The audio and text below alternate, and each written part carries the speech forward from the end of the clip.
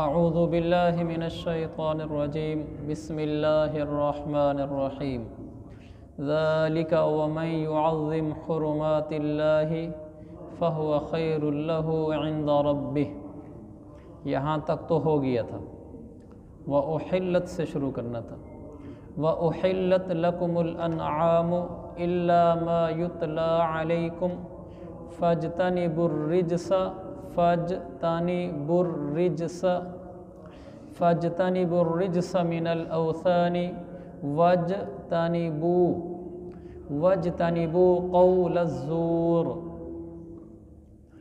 اللہ تعالیٰ فرماتا ہے سارے مویشی تمہارے لیے حلال کر دیے گئے ہیں سوائے ان جانوروں کے جن کی تفصیل تمہیں پڑھ کر سنا دی گئی ہے۔ سورۃ الانعام میں اللہ تعالیٰ نے وہ جانور بتا دیے ہیں جن جن جانوروں کا گوشت کھانا حرام ہے۔ جب انشاءاللہ ہم وہاں پہنچیں گے تو اس کو تفصیل سے کر لیں گے۔ آگے فرمایا فَاجْتَنِبُوا الرِّجْسَ مِنَ الْأَوْثَانِ، بتوں کی گندگی سے بچو۔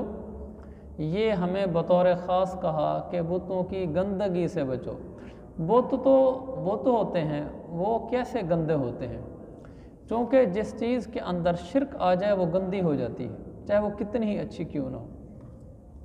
ان بتوں کو جو پتھروں کے بنائے گئے تھے، ان کے اندر چونکہ شرک آ گیا تھا، یعنی لوگوں کا شرک والا عقیدہ ان بتوں کے ساتھ متعلق ہو گیا تھا، اس لیے اللہ نے بتوں کو بھی ان کے شرک والے کام کو گندگی سے تعبیر کیا۔ تو یہ گندگی بتوں کی ایک تو وہ ہے کہ بت سامنے پڑا ہے، انسان اس کو سجدہ کر رہا ہے، یہ تو اللہ کا شکر ہے ہمارے دلوں میں بیٹھا ہوا ہے کہ یہ گندی چیز ہے۔ کچھ اور بھی بت ہیں جو ہمارے دلوں میں بیٹھے ہوئے ہیں، وہ بھی گندے ہی ہیں، ان کو بھی میں نے اور آپ نے نکالنا ہے۔ وہ بت یہ ہیں کہ میرے دل کے اندر جو میرے مال کے اوپر میرا اعتماد بیٹھا ہوا ہے کہ میرے کام میرے پیسے سے بنیں گے، یہ میرا پیسہ بھی بت ہے۔ یہ جو میرا ایک اچھا خاصا بزنس ہے اور اس پر میری نظر پڑی ہوئی ہے کہ میرے کام یہ بنائے گا۔ جیسے بت کو کیا کہتے تھے کہ یہ بت میری غربت دور کرے گا، یہ بت مجھے اولاد دے گا، یہ بت مجھے شفا دے گا۔ ایسے ہی ہمارے پاس بھی تو بت ہیں، دل میں کاروبار بیٹھا ہوا ہے کہ میرے کام تو میرے کاروبار سے بنیں گے، مجھے کیا ٹینشن ہے، میرے پاس تو پیسہ ہے۔ یہ بھی بت ہے، یہ بھی گندگی ہے۔ ہم کہیں کہ کاروبار تو ہم اس لیے کرتے ہیں کہ سنت ہے اور اللہ تعالیٰ نے حکم بھی دیا ہے روزی کمانے کا، لیکن میرے دل کا خیال اس طرف نہیں ہے کہ میرے زندگی کے کام یا میرے زندگی کے مسائل یہاں حل ہوں گے اس کاروبار کے ذریعے سے، یا میں اتنا بڑا آدمی ہوں، اتنی بڑی پوسٹ پہ ہوں، میرے لیے کون سا کام اٹک سکتا ہے۔ اس کا مطلب یہ ہے کہ پھر دماغ کہیں اور چلا گیا ہے۔ کام کا اٹکنا یا کام کا بننا یہ اللہ کے حکم سے ہوتا ہے، عہدوں سے کچھ نہیں ہوتا۔ تو دل سے عہدوں کی اہمیت نکل جائے، دل سے لوگوں کی شخصیت نکل جائے کہ فلاں بڑے افیسر سے، فلاں بڑے مالدار سے میرا تعلق ہے، مجھے کیا ٹینشن ہے۔ جب کوئی بڑا مسئلہ بنا تو اتنا بڑا افیسر میرا دوست ہے، میں کال کر دوں گا، ہمارے مسئلے تو حل ہو جائیں گے۔ یہ بھی بت ہے جو دل میں بیٹھا ہوا ہے کہ اس سے مسئلے حل ہوں گے۔ فلاں میرا دوست بڑا مالدار ہے، اس نے مجھے کئی موقع پر کہا ہے کہ کوئی ہمارے لیے خدمت ہو تو ہمیں بتانا۔ ہمارے دل میں بھی آ گیا کہ ہمیں کوئی مسئلہ بنا گا تو ہم اس کو رابطہ کر لیں گے۔ یہ بھی بت ہے۔ نہیں، ہم سب سے تعلق رکھیں گے لیکن دل کی سوئی صرف اللہ پہ اڑی ہوئی، بس سارے جہان سے ہم خالی ہیں، اس دل میں سوائے اللہ کے اور کوئی نہ بسے، دل بالکل پاک ہو کے رہ جائے، صرف اللہ کے ساتھ جڑا ہوا ہو تو پھر دل صاف ہے۔ ورنہ یہ بھی اندر چھوٹے چھوٹے بت پڑے ہوئے ہیں، کاروبار بت ہے، ڈگری بت ہے، بڑے بڑے لوگوں سے تعلقات بت ہیں، ان سب کو دل سے نکال دینا ہے، یعنی ان کے اوپر نظر نہیں ڈالنی، باقی تعلقات تو سب سے رکھنے ہیں۔ وَاجْتَنِبُوا قَوْلَ الزُّورِ، اور جھوٹی بات سے بھی بچو۔ قرآن عجب ہے ویسے، حالانکہ اس کی عربی یہ بنتی ہے لا تقولوا الزور، جھوٹ نہ بولو، یہ اس کی عربی ہے۔ لا تقولوا، نہ کہو، الزور کا معنی جھوٹ، جھوٹ نہ بولو، جھوٹ نہ کہو۔ اللہ نے فرمایا وَاجْتَنِبُوا قَوْلَ الزُّورِ، جھوٹ سے اجتناب کرو۔ اجتناب کس کو کہتے ہیں عربی میں؟ اجتناب کا لفظ جانب سے نکلا ہے۔ جانب تم جانتے ہیں ایک چیز اس جانب ہے، دوسری چیز اس جانب ہے۔ اللہ نے فرمایا تم جھوٹ ایک جانب ہو، تم دوسری جانب رہو۔ جھوٹ کے قریب نہیں، یہ موبائل ہے، یہ اس کی ایک جانب ہے، یہ دوسری جانب ہے۔ وَاجْتَنِبُوا کا مطلب یہ ہے کہ اگر جھوٹ اس جانب کھڑا ہوا ہے تو تم اتنے دور چلے جاؤ، گویا بالکل دوسری سائیڈ پہ، جیسے مشرق و مغرب کا فاصلہ، شمال جنوب کا فاصلہ، جانب بھی تبدیل کر دو کہ جھوٹ کے قریب سے بھی نہ گزرو، جھوٹ سے تمہارا قریبی تعلق بھی نہ ہو، اس طرح جھوٹ سے دور ہو جاؤ۔ یہ اللہ کے نبی نے اللہ نے ہمیں قرآن میں درس دیا کہ جھوٹ کے قریب سے بھی نہ بھٹکنا۔ اس کا کیا مطلب؟ یہ لفظ کہ جھوٹ کے قریب سے بھی نہ گزرنا، اور سیدھا کہہ دیں جھوٹ نہ بولنا، چلو اچھا کہہ بھی دیا جھوٹ کے قریب سے، جھوٹ کے جانب والی دوسری جانب اختیار کرنا، اس کا کیا مطلب ہے؟ اس کا مطلب یہ ہے کہ مذاق میں بھی جھوٹ نہ بولنا، کہ تمہارا جھوٹ کے ساتھ کوئی جوڑ نہ بیٹھے، جھوٹ کہیں ہے تم کہیں ہو، بھلا مذاق ہی کیوں نہ ہو۔ میرے پیغمبر کی حدیث ہے، ریاض صالحین اور ابو داود میں ہے، آپ نے فرمایا انا زعیم ببیت فی ربد الجنہ لمن ترک المراء وان کان محقا، آگے فرمایا وببیت فی وسط الجنہ لمن ترک الکذب وان کان مازحا۔ یہ ٹکڑا میں سنانا چاہتا ہوں۔ آپ نے فرمایا میں اس شخص کے لیے جنت کا وارنٹر ہوں، جنت کی گارنٹی دیتا ہوں کہ جو شخص جھوٹ کو چھوڑ دے اگرچہ وہ مذاق میں کیوں نہ ہو، میں جنت میں محل دے کر دینے کا ضامن ہوں۔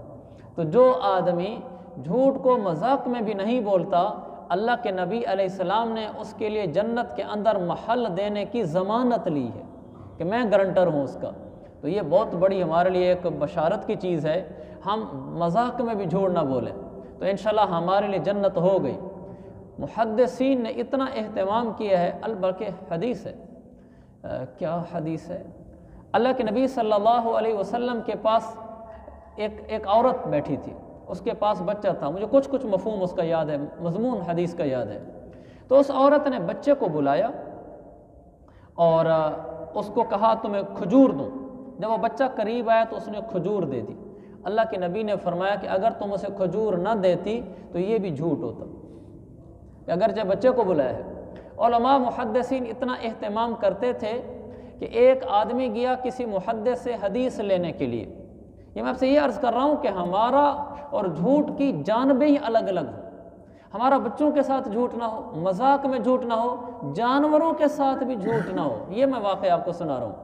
ایک عالم کسی دوسرے محدث ایک لفظ مفسر ہوتا ہے، ایک محدث ہوتا ہے، مفسر قرآن کی تشریح کرنے والا، محدث حدیث کی تشریح کرنے والا۔ تو ایک محدث کے پاس گئے حدیث لینے کے لیے، ان سے ایک حدیث سننے کے لیے، تو یہ وہاں پہنچے تو دیکھا کہ وہ آدمی وہاں اس کا گھوڑا ہے اور گھوڑے کے سامنے ایسے کھڑا ہوا ہے، یہ دامن پھیلا کر، بھائی اس کا کیا مطلب ہے؟ اس میں دانے ہیں، گھوڑے کو بلا رہے ہیں کہ ادھر آ جاؤ۔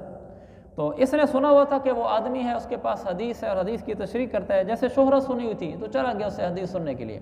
اس آدمی کا پتہ کیا تو کہا فلاں جگہ گیا ہوا ہے، وہاں گیا یہ آدمی تو اس نے ایسے کیا ہوا تھا کپڑا اور گھوڑے کو بلا رہا تھا۔ اس نے جا کر دیکھا قریب میں تو اس کے دامن میں کچھ بھی نہیں تھا، تو یہ اس کو سلام کر کے واپس آنے لگا۔ تو اس نے کہا تم پردیسی لوگ تھے، پردیسی آدمی تھے، مجھے ملے، سلام کیا، واپس جا رہا ہو، کیا ماجرا ہے، کیا کام ہے؟ انہوں نے کہا جی جس کام سے آیا ہوں وہ کام اب کرنا نہیں ہے۔ کہا کیا بات ہے؟ کہ میں نے تو سنا تھا کہ آپ نے کوئی حضور صلی اللہ علیہ وسلم سے حدیث سنی ہوئی ہے، وہ حدیث میں بھی آپ سے سن آؤں، اب میں آپ سے نہیں سننا چاہتا۔ انہوں نے کہا کیا وجہ؟ کہا آپ نے اپنے گھوڑے کے ساتھ جھوٹ بولا ہے، آپ نے گھوڑے کو کہا ادھر آؤ ادھر آؤ، اس کا مطلب یہ تھا کہ اس میں دانے ہیں، تمہاری دامن میں دانے نہیں ہیں۔ جو جانور کے ساتھ جھوٹ بول سکتا ہے، میں اس سے اپنے نبی کی حدیث نہیں لیتا، ہو سکتا ہے وہ حدیث میں بھی جھوٹ بول دے۔ اس قدر اہتمام تھا، اس کو اللہ نے فرمایا وَاجْتَنِبُوا قَوْلَ الزُّورِ، جھوٹ کو ایک جانب رکھنا، تم دوسری جانب رہنا، جھوٹ سے تمہارا کوئی دور دور کا بھی تعلق نہ ہو۔ تو اس میں بطور خاص کہوں گا کہ ہم بچوں سے بھی جھوٹ نہ بولا کریں، 100% سچ بولا کریں۔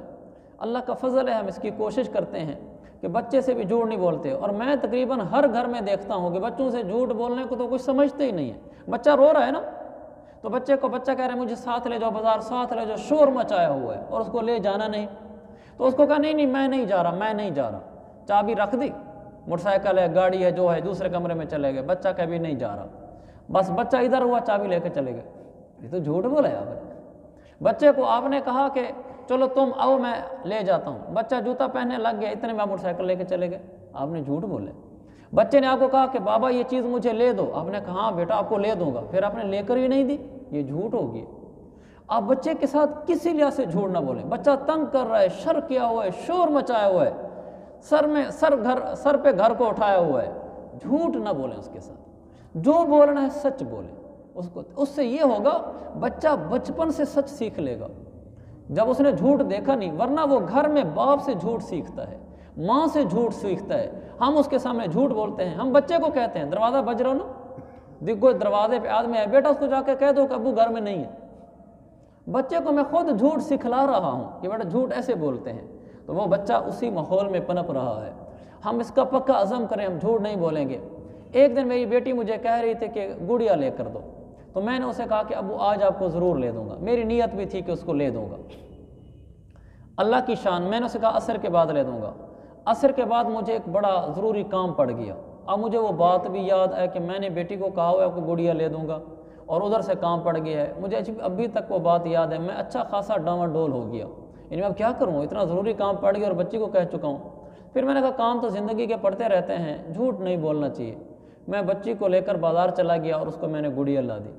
یہ میں کہنا چاہتا تھا، وہ میری طبیعت پر بھی اتنا شاک گزرا کہ اس بات کو شاید کچھ سال ہو گئے ہوں گے، لیکن مجھے ابھی تک بھولی نہیں۔ لیکن میں آپ کے لیے عرض کرنا چاہتا ہوں اور اپنے لیے بھی عرض کرنا چاہتا ہوں، ہم میں سے کوئی بڑا چھوٹا نہیں ہے، ہم سارے بھائی ہیں، ہم ایک ہی مجلس میں بیٹھنے والے ساتھی بھائی ہیں۔ میں اور آپ ہم سارے جھوٹ سے بچیں، ہماری زندگی سے جھوٹ نکل جائے، بیوی سے جھوٹ نہ بولیں جو ہو جائے، رشتہ دار سے جھوٹ نہ بولیں جو ہو جائے، ہماری زبان سے جھوٹ نہ نکلے۔ بچوں کو بھی پھر پتہ چل جاتا ہے کہ ہمارے بابا جھوٹ نہیں بولتے، وہ پھر بچے خود بھی سچ بولتے ہیں۔ تو اس کا پکا عزم کریں کہ ہم نے جھوٹ نہیں بولا۔ جب ہم جھوٹ چھوڑ دیں گے تو میرے پیغمبر کی ضمانت ہے کہ میں جنت میں محل لے کر دوں گا۔ انشاءاللہ آج سے پکا عزم ہو گیا کہ ہم انشاءاللہ جھوٹ نہیں بولیں گے، اس کے بدلے میں ہمیں جنت میں محل ملے گا۔ ایک اور بات بھی ہے، اللہ کے نبی نے فرمایا کبرت خیانۃ ان تحدث اخاک حدیثا وهو لك مصدق وانت له كاذب۔ آپ نے فرمایا بڑی بری خیانت ہے، یہ بڑی بری خیانت ہے کہ تم اپنے بھائی سے بات کر رہے ہو، وہ تمہارے بارے میں یہ سمجھ رہا ہو کہ یہ مجھ سے سچ بول رہا ہے، حالانکہ تم اسے جھوٹ بول رہے ہو۔ آپ نے فرمایا بڑی بری خیانت ہے۔ اتنی بڑی خیانت بھی ہوتی ہے کہ وہ تمہیں سچا سمجھتا ہے اور تم اس کے ساتھ جھوٹ کا معاملہ کر رہے ہو، تو بڑی نامناسب بات ہے۔ مارکیٹنگ میں اس کی زیادہ ضرورت ہے۔ ایک آدمی ہمارے پاس آتا ہے کہ ہمارا گاہک بن جاتا ہے، وہ ہمارے بارے میں ہم اس دکاندار کے بارے میں یہ سمجھتے ہیں کہ میرے ساتھ دو نمبری نہیں کرتا، مجھے صحیح سی بتا دیتا ہے یہ چیز ہلکی ہے، یہ اچھی ہے، یہ فلانی ہے۔ اس کو بھی پتہ ہے کہ میرا گاہک میرے بارے میں یہ سمجھتا ہے، پھر یہی دکاندار اس کے ساتھ جھوٹ بول رہا ہوتا ہے، دھوکہ دے رہا ہوتا ہے۔ تو اللہ کے نبی نے فرمایا بڑی بری خیانت کی تو نے، تیرا مسلمان بھی تیرے اوپر یقین کر بیٹھا تھا اور تو نے اسی کو دھوکہ دے دیا۔ تو اللہ کے نبی نے ان چیزوں سے روکا ہے۔ ایک حدیث بس اور سناتا ہوں جھوٹ کے اوپر۔ آپ نے فرمایا ایاکم والکذب، جھوٹ سے بچنا، فإنہ مع الفجور، جھوٹ اور گناہ ملے ہوئے ہیں، جھوٹ اور گناہ ملے ہوئے ہیں۔ پھر آپ نے آخر میں فرمایا وہما فی النار، جھوٹ اور گناہ دونوں جہنمی چیزیں ہیں، تو لہذا جھوٹ والا بھی جہنم میں جائے گا اور سچ والا جنت میں جائے گا۔ ہم جو ہو جائیں جھوٹ نہ بولیں، سودا نہیں بکتا نہ بکے، ہم جھوٹ نہیں بولیں گے۔ روزی رب کے ہاتھ میں کون سی جھوٹ کے اندر ہے؟ یہ کہنا کہ جب تک جھوٹ نہ بولو کاروبار نہیں چلتا، کتنی غلط بات ہے۔ یعنی اللہ کے نبی ہمیں غریب بنا کر گئے ہیں، اللہ کے نبی ہمیں پریشان اور تکلیفیں دے کر گئے ہیں کہ تم جھوٹ بولنا کاروبار نہیں چلیں گے، تنگ ہوتے رہنا، چلو تمہیں یہ راستہ دے کے جا رہا ہوں تنگ کرنے والا، نعوذ باللہ۔ ہمارے نبی تو رحمت تھے، ہمیں تو وہ زندگی دے گئے ہیں جس میں رحمت ہے، راحت ہے، آسانیاں ہیں، راحتیں ہیں، آپ ہمیں سچ دے کر گئے ہیں۔ سچ سے کاروبار چلتا ہے، جھوٹ سے تو بے برکتی آتی ہے۔ ممکن ہے آپ نے جھوٹ کے ساتھ سودا بیچ کر آج دہاڑی آپ نے 10,000 روپے پروفٹ کما لیا ہو سکتا ہے۔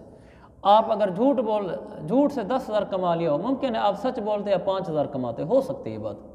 لیکن جو 10,000 تم کما کر آئے ہو، اس میں جو نحوست تھی، وہ نحوست آپ کو پریشان کرے گی، آپ کے گھر میں بیماری لائے گی، گھر میں مسائل لائے گی، تکلیفیں لائے گی، اور 5,000 اوپر والا اڑوا دے گی۔ وہ پیچھے وہ خالص 5,000 صافی سچ والا ہی بولے گا، اسے بہتر ہے کہ سچ بول کے 5,000 کماتے، وہ تکلیف، پریشانی، مصیبت، عدالت میں جو خرچ ہوئے وہ بھی نہ لگتے اور سکھ بھی ملتا، 5,000 بھی اپنے پاس برقرار رہتا۔ تو سچ میں برکت ہے، جھوٹ میں نحوست ہے۔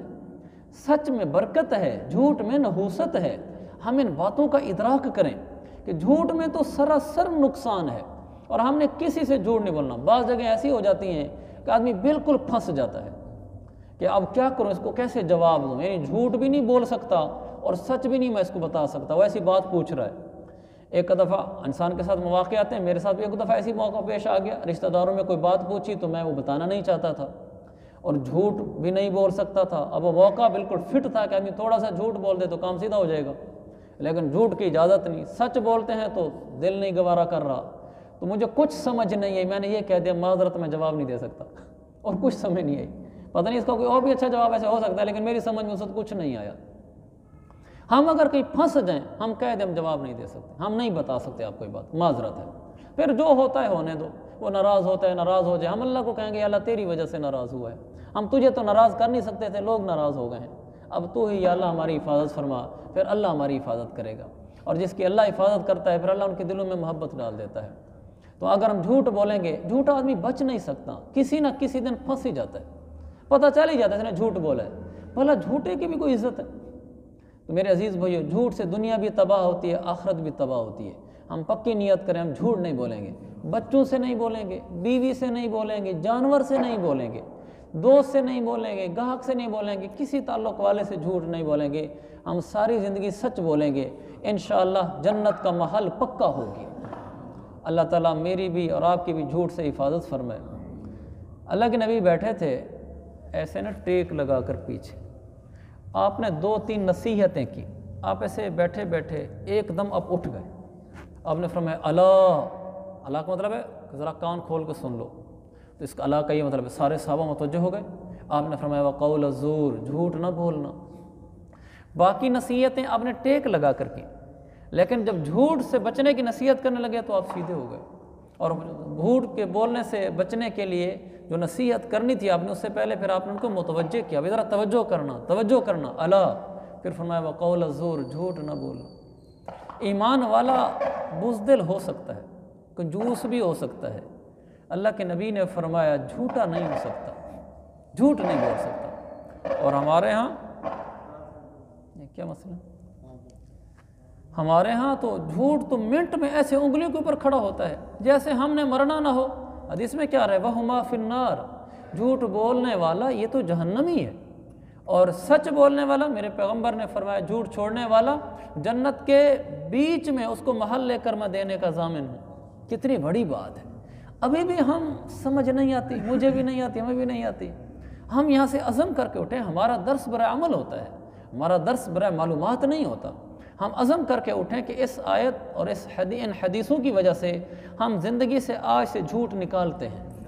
اوکھ آئے گی، سوکھ آئے گی، کڑوے کسیلے موقع آئیں گے، اندر طوفان اٹھیں گے، پھنس جائیں گے، جو ہو جائے گا پتھر پہ لکیر ہے کہ اس زبان سے جھوٹ نہیں نکل سکتا۔ انشاءاللہ پھر جنت مبارک ہو اور آخرت کی خوشیاں مبارک ہو۔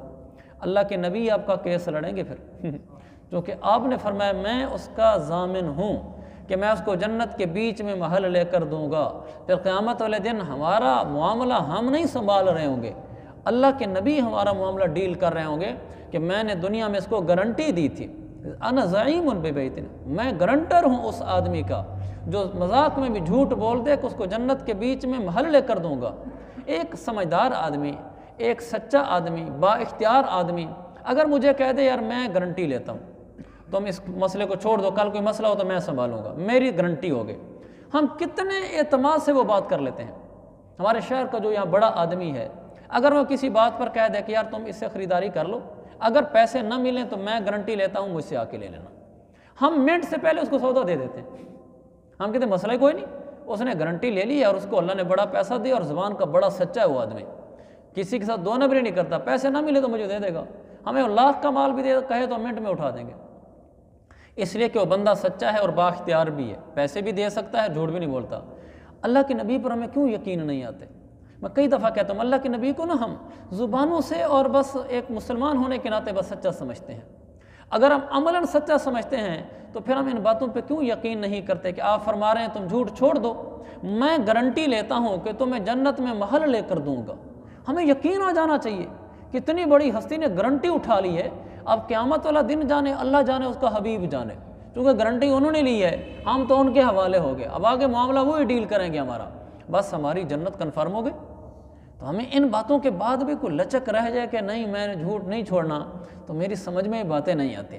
اللہ مجھے بھی توفیق دے، آپ کو بھی ہم مر کٹ جائیں گے لیکن جھوٹ نہیں بولیں گے۔ ایک بات عرض کرتا ہوں، حدیث میں آتا ہے سچ میں نجات ہے، جھوٹ میں ہلاکت ہے۔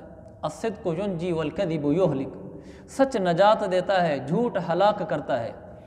ہمیں اس پر اتنا یقین ہونا چاہیے، جیسے ایک بزرگ کا قول میں آپ کو سناتا ہوں، مجھے اتنا اچھا لگا۔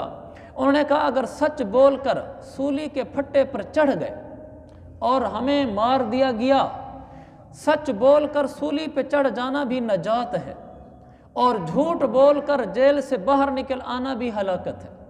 یہ یقین ہونا چاہیے کہ سچ بول کر میں مر بھی گیا تو میں نجات پا گیا، سچ بول کر کاروبار کا نقصان ہو بھی گیا میں پار ہو گیا، سچ بول کر عزت دو پہ لگ بھی گئی میں پار ہو گیا، جھوٹ بول کر اگر میں نے عزت بھی پا لی، سب کچھ کر لیا تو میں ہلاک ہو گیا۔ یہ یقین ہونا چاہیے کہ سچ بول کر سولی پہ چڑھ جانا نجات ہے، جھوٹ بول کر جیل سے باہر آ جانا ہلاکت ہے۔ اس حد تک یقین ہونا چاہیے کہ ہم آنکھوں کے مشاہدوں کو جھٹلا دیں، ہم کہیں کہ سولی پہ چڑھنا بھلا لوگ ہلاکت کہتے ہیں، لیکن میں اس کو نجات کہتا ہوں۔ یہی تو بات ہے کہ جب جنگ میں ایک کافر نے کسی مسلمان صحابی پر تلوار چلائی تو انہوں نے کہا فزت ورب الکعبہ، رب کعبہ کی قسم میں کامیاب ہو گیا۔ تو انہوں نے کہا عجیب بات ہے، میں تلوار کا وار کر رہا ہوں اور یہ تو یعنی پکی بات ہے گیا اور یہ قسمیں کھا رہے میں کامیاب ہو گیا۔ اس نے پوچھا کہ یہ کس بات کی کامیابی کہہ رہے ہو؟ انہوں نے کہا کہ یہ جنت کی کامیابی ہے۔ اس نے کلمہ پڑھ لی۔ اس نے کہا عجیب لوگ ہیں، یہ مر کے بھی کامیاب ہو جاتے ہیں اور ہم جی کر بھی ہلاک ہوئے پھر رہے ہیں۔ میرے عزیزو، ہم سچ بول کر ہلاک بھی ہو گئے تو ہم نجات پا گئے۔ اتنا تمہیں اللہ کے نبی پر یقین ہونا چاہیے۔ آپ جو فرما رہے ہیں سچ نجات دیتا ہے، جھوٹ ہلاک کرتا ہے، کون اس پہ عمل کرے گا؟ ہم مسلمان بھی جھوٹی زبانوں سے کہیں اللہ کے نبی سچے ہیں، اللہ کے نبی سچے ہیں، جب آ جائے باری سچ اور جھوٹ کی تو اللہ کے نبی نعوذ باللہ ایک طرف ہے، اب ہم سچے ہیں، اب جو میں سوچتا ہوں نا وہ ٹھیک ہے۔ اس موقع پہ نبی کی بات مانی تو گیا ہاتھ سے، یہ کاروبار بھی گیا، گاہک بھی گیا، موقع عزت کا تو عزت گئی، فلانا موقع ہے تو وہ چیز گئی، ڈیوٹی کا موقع ہے تو ڈیوٹی گئی۔ بس اللہ کے نبی اچھے ہیں لیکن ایک طرف، کتنی بری بات ہے، ہم نبی کو سائڈ پہ کر دیتے ہیں اور خود سمجھدار بن کے سامنے آ جاتے ہیں۔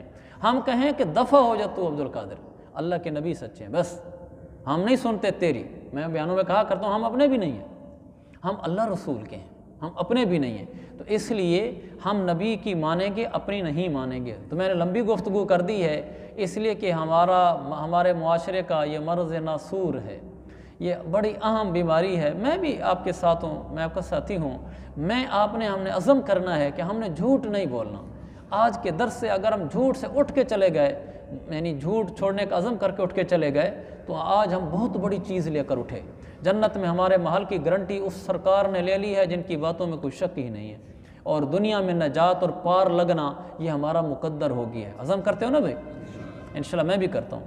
حنفاء للہ غیر مشرکین بہ، فرمایا تم یکسوئی کے ساتھ اللہ کی طرف رخ کیے ہو۔ ومن یشرک باللہ، کہاں ہے؟ اس کے ساتھ کسی کو شریک نہ مانتے ہو۔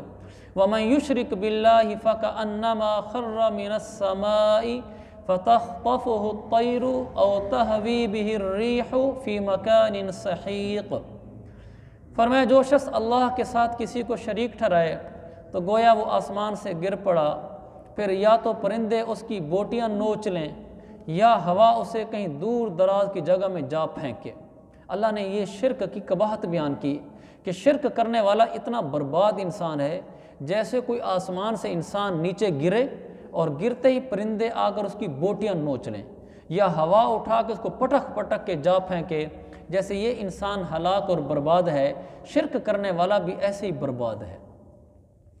پھر فرمایا آگے ذالک، یہ باتیں یاد رکھو، وَمَن يُعَظِّمْ شَعَائِرَ اللَّهِ فَإِنَّهَا مِن تَقْوَى الْقُلُوبِ، جو شخص اللہ کے شعائر کی تعظیم کرے تو یہ بات دلوں کے تقوی سے حاصل ہوتی ہے۔ اللہ کے شاعر کا کیا مطلب ہے؟ اللہ کے شاعر کا مطلب ہے اللہ کے احکام کی تعظیم کرے۔ میں نے پہلے بھی عرض کیا تھا ہم نے اللہ کے حکموں کی تعظیم کرنی ہے۔ اللہ کا جو حکم سامنے آ جائے، عقل مانے یا نہ مانے، ہم نے اس کا احترام کرنا ہے۔ ہم نے یہ نہیں کہنا کہ یار یہ کیسا دین ہے، کیسے کیسے ہمیں حکم دیتا ہے۔ جیسے بعض لوگ کہتے ہیں عورت کا پردہ کیسی عجیب چیز ہے، اس کو چار دیواری میں بند کر کے گھونٹ کے مروا دیا ہے۔ نہیں، شریعت کا حکم سمجھ میں آئے تو بھی تعظیم کریں گے، نہ آئے تو بھی تعظیم کریں گے۔ ہماری عقل ہی کیا ہے جس کی سمجھ میں کوئی چیز ہے، اتنی سی تو عقلی ہے، اور اللہ کے نبی صلی اللہ علیہ وسلم کی عقل پہ ساری دنیا کی عقلیں قربان ہیں۔ جب وہ ہمیں سمجھا گئے ہیں تو وہی بات صحیح ہے۔ لَكُمْ فِيهَا مَنَافِعُ إِلَىٰ أَجَلٍ مُّسَمًّى ثُمَّ مَحِلُّهَا إِلَى الْبَيْتِ الْعَتِيقِ۔ اللہ فرماتا ہے تمہیں ایک متعین وقت تک ان جانوروں سے فائدے حاصل کرنے کا حکم ہے، حق ہے، پھر ان کے حلال ہونے کی جگہ اسی قدیم گھر کے آس پاس ہے۔ یہ قربانی والے جانوروں کا حکم ہے کہ جن جانوروں کو قربانی کے لیے خاص کر لیا جاتا تھا ان کے بارے میں حکم یہ ہوتا تھا کہ تم اب اس کا دودھ نہیں پی سکتے، سواری نہیں کر سکتے، پھر بیت اللہ کے پاس جا کر تم نے ان کو ذبح کرنا ہے۔ آج کل اس کا رواج نہیں رہا، چونکہ ہم جہازوں کے ذریعے سے حج پہ جاتے ہیں، ہم کوئی جانور یہاں سے حج کے لیے خاص کر کے ساتھ نہیں لے کے جاتے، بھئی میں بھیڑ بکری ساتھ لے کے جا رہا ہوں، وہاں جا کر حج پہ اس کو ذبح کروں گا۔ تو ان بھیڑ بکریوں جانوروں کے بارے میں ہوتا تھا جو لوگ ساتھ لے کر جاتے تھے، تو حکم ہوتا تھا کہ راستے میں تم ان کا دودھ پینا وغیرہ جو جب حج کے لیے خاص کر لیا جائے تو پھر ٹھیک نہیں ہوتا۔ اس کے احکام بتانے کی ضرورت نہیں ہے کیونکہ ہمارے زمانے میں اس کا وجود نہیں ہے۔ آگے فرمایا وَلِكُلِّ أُمَّةٍ جَعَلْنَا مَنْسَكًا لِيَذْكُرُوا اسْمَ اللَّهِ عَلَىٰ مَا رَزَقَهُم مِّن بَهِيمَةِ الْأَنْعَامِ۔ ہم نے ہر امت کے لیے قربانی اس لیے مقرر کی ہے کہ وہ ان جانوروں پر اللہ کا نام لیں جو اللہ نے انہیں عطا فرمائے ہیں، یعنی جانور کو ذبح کرتے ہوئے اس پر اللہ کا نام لے کر اس کو ذبح کرنا چاہیے۔ خاص طور پر قربانی کا جانور کا یہاں حکم ہو رہا ہے، اور پچھلی امتوں میں بھی قربانی تھی۔ تو جانور کو ذبح کرنے کے لیے اللہ نے فرمایا لیذکروا اسم اللہ، لیذکروا اسم اللہ، اللہ کے نام کو ذکر کریں۔ ذبح کرتے ہو اگر کوئی کہ بسم اللہ اللہ اکبر تو جانور حلال ہو جاتا ہے، بھلا ذبح کرنے والی عورت ہی کیوں نہ ہو، کیونکہ اللہ نے فرمایا بس اللہ کا نام لے کر ذبح کر دیا کرو، وہ حلال ہو جاتا ہے۔ اگر عورت بھی ایسے کر دے تو بھی حلال ہو جائے گا۔ بسم اللہ اللہ اکبر میں صرف اللہ اکبر کہہ دیا تو بھی حلال ہے، صرف بسم اللہ کہہ دیا تو بھی حلال ہے۔ انسان اگر ناپاک ہے، اور جیسے عورت ناپاک ہوتی ہے بعض دفعہ، اس کئی دن تک نماز نہیں پڑھنی ہوتی، ایسی حالت میں گھر کو جانور مرنے لگا، بکری ہے، مرغی ہے، اور اس نے اس کو ذبح کر دیا بسم اللہ اللہ اکبر پڑھ کر، تو جانور حلال ہے، حرام نہیں ہوتا۔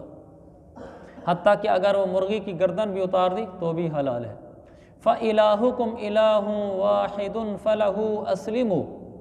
اللہ تعالیٰ فرماتا ہے تمہارا معبود بس ایک ہی معبود ہے، لہذا اسی کی فرما برداری کرو۔ وَبَشِّرِ الْمُخْبِتِينَ، اور ان لوگوں کو خوشخبری سنا دو جن کے دل اللہ کے آگے جھکے ہوئے ہیں۔ یہ کون لوگ ہیں؟ الَّذِينَ إِذَا ذُكِرَ اللَّهُ وَجِلَتْ قُلُوبُهُمْ، یہ جو اللہ کے نیک بندے ہیں جن کے دل جھکے ہوئے ہیں، یہ وہ لوگ ہیں جب ان کے سامنے اللہ کا ذکر کیا جاتا ہے تو ان کے دلوں پر اللہ کا رعب طاری ہو جاتا ہے۔ جب ان کے سامنے اللہ کا ذکر ہوتا ہے تو ان کے دلوں میں اللہ کی ہیبت آتی ہے، چونکہ ان کو اللہ سے محبت ہوتی ہے، اللہ سے تعلق ہوتا ہے۔ وَالصَّابِرِينَ عَلَىٰ مَا أَصَابَهُمْ، یہ اپنے اوپر پڑنے والی ہر مصیبت پر صبر کرتے ہیں، تو ان صبر کرنے والوں کو بھی خوشخبری دے دو، یعنی جنت کی خوشخبری دے دو۔ جو لوگ صبر کرتے ہیں مصیبت میں، اللہ کا شکوہ شکایت نہیں کرتے، اللہ ان کو جنت کی خوشخبری دے رہا ہے۔ وَالْمُقِيمِ الصَّلَاةِ، اور نماز کو قائم کرنے والے، وَمِمَّا رَزَقْنَاهُمْ يُنْفِقُونَ، اور جو رزق ہم نے دیا ہے اس میں سے اللہ کے نام پر خرچ کرنے والے، ان کو جنت کی خوشخبری دو۔ یہ مضمون آگے آئیں گے، وہیں تفصیل سے عرض کروں گا، صبر کے بارے میں، نماز کو قائم کرنے کے بارے میں، خرچ کرنے کے بارے میں۔